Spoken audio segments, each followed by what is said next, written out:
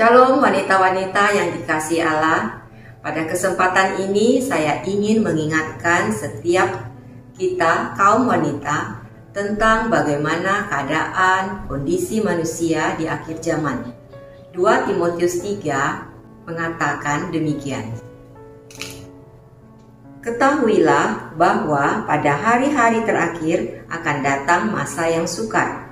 Manusia akan mencintai dirinya sendiri dan menjadi hamba uang. Mereka akan membual dan menyombongkan diri. Mereka akan menjadi pemfitnah. Mereka akan berontak terhadap orang tua dan tidak tahu berterima kasih.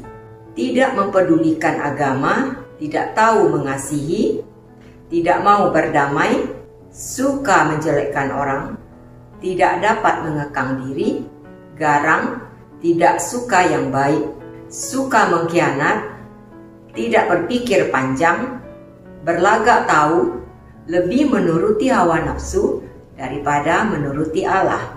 Secara lahiriah mereka menjalankan ibadah mereka, tetapi pada hakikatnya mereka memungkiri kekuatannya.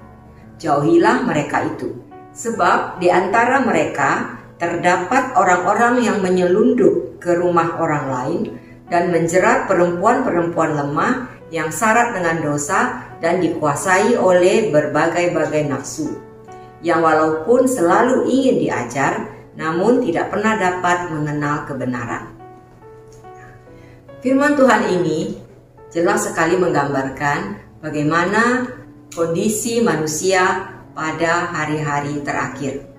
Kita sudah melihat, mendengar, bahkan mengalami sendiri masa-masa yang sukar itu sudah terjadi. Ada COVID, perekonomian yang memburuk, inflasi, di mana terjadi kenaikan harga-harga di berbagai bidang. Dari sisi rohani, kita melihat kemunduran umat Tuhan yang semakin jauh dari pertemuan-pertemuan ibadah mereka. Tidak suka dengan hal-hal yang bersifat rohani.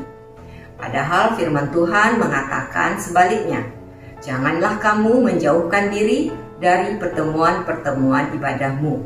Firman Tuhan yang lain juga mengatakan, janganlah kamu menjadi serupa dengan dunia ini.